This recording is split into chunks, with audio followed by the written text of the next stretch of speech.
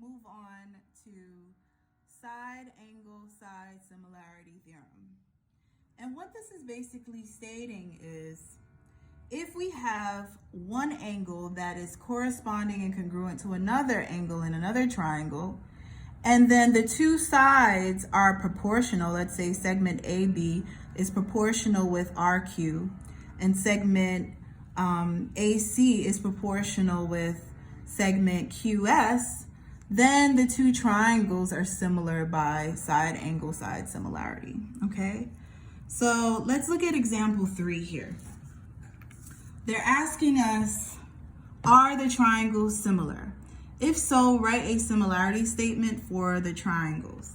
All right, so here's a classic case of what I told you guys about looking for, overlapping triangles. So right now we have the smaller triangle, triangle LKP, in the much bigger triangle, which is triangle MKN. So what I mentioned to you guys is that you should always separate those triangles. So let's redraw them. Let me trace this out first. So this is triangle LKM. So this is going to be triangle, this is triangle LKP, sorry, it's LKP, triangle LKP. And then, and segment LK is 8, segment KP is 12, and segment, oh, well, we don't have the measure of LP, so we'll just leave that, okay? Now we have also the much larger triangle, which is triangle MKN. So we have this one is running out, this marker. So this is M, K, and N. Now, when we look at these two triangles, what angle do they have in common? What angle do they share? Well, let's look. This is triangle LKP, and this is triangle MKN. Well, it looks as though they have the letter K in common. So they share angle K. Boom, got that. Now, the only thing we're missing now is the length of KM and the length of KN. Well, notice that this little segment here, it means that it measures 2. That's the measurement for the length of the side. So in order to find the whole length of angle KM, we're adding 8 plus 2, which gives us 10, right? So that's the length of that. And then we're adding the length of KP plus PN to get the whole length of segment KN. So 12 plus 3, well, that gives us 15. So now look at the information that we have all from this diagram that we did when we separated the triangles. So we have the length of KL, which is corresponding to KM.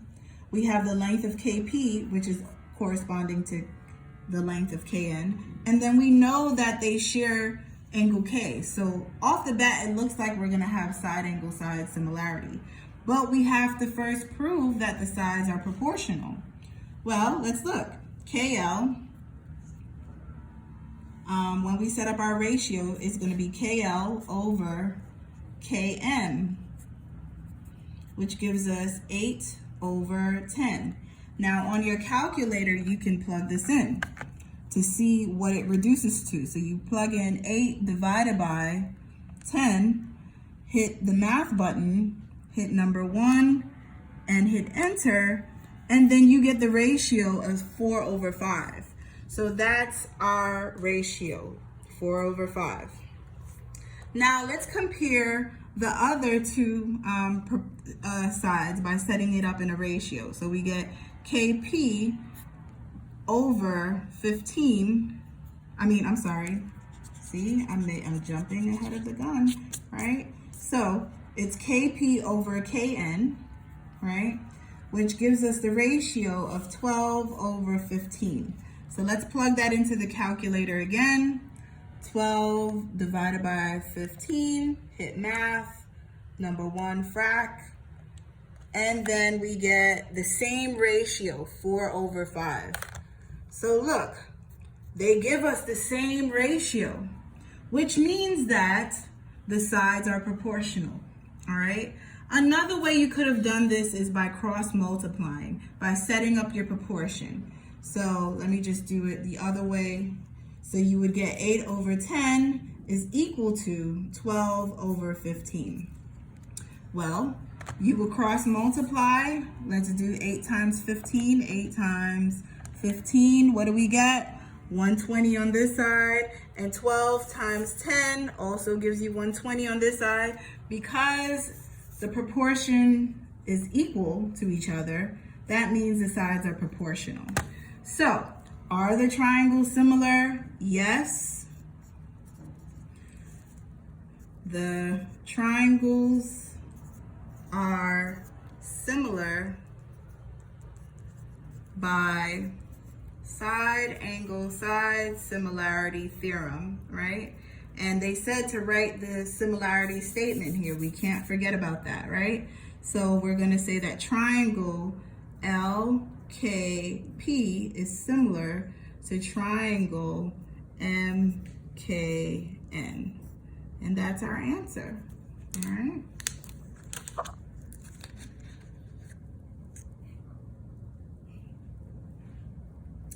All right, so we have one more example to look at. And this is, now we're moving into side similarity theorem. And this is pretty much what we've been doing all along. So instead of looking for, again, the corresponding and congruent angles and the proportional sides, right? What this theorem is just stating is if all of the sides are proportional to another triangle, then both of those triangles are similar by side similarity theorem, okay? So let's look at example 4. This is the very last example, guys. Are the triangles similar? If so, write a similarity statement for the triangles. So let's look at these two triangles. One seems to be reflected and rotated, but just so you know, angle U corresponds with angle W, right? Angle T corresponds with angle V, and angle S corresponds with angle X, okay? Now let's look at the sides. Excuse me, guys. So, let's look at segment US, right? Which is proportional to segment XW, right? Or WX. So what's our ratio going to be? Well, 10 over 15. And we can reduce that. So 10 divided by 15, hit the math button, hit 1, and then enter. So that reduces to 2/3.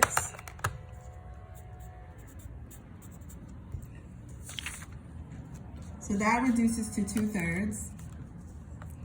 Now, let's look at the other corresponding side. Well, we have ST over XV, right? And that gives us the ratio of 6 over 9, right? Let's put it in the calculator and reduce it. Math, frac. We also get the ratio of 2/3 here. And the very last side is UT over WV, which gives us the ratio of 8 over 10.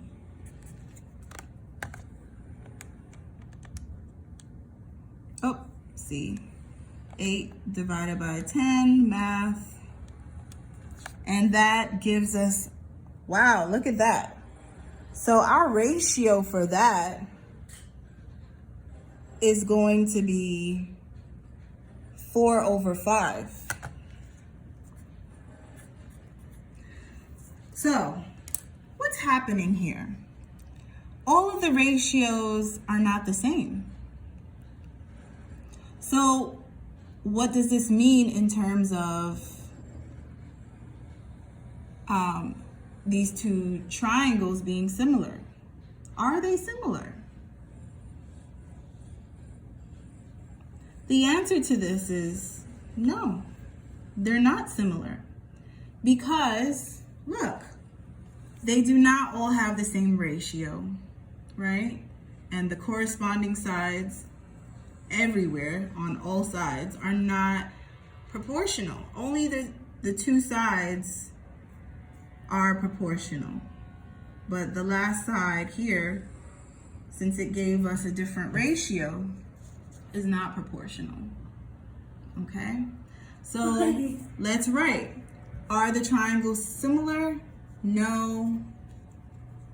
The triangles are not similar because all of the corresponding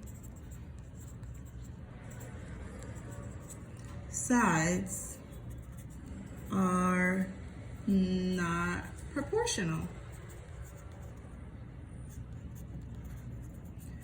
And we show that here, okay?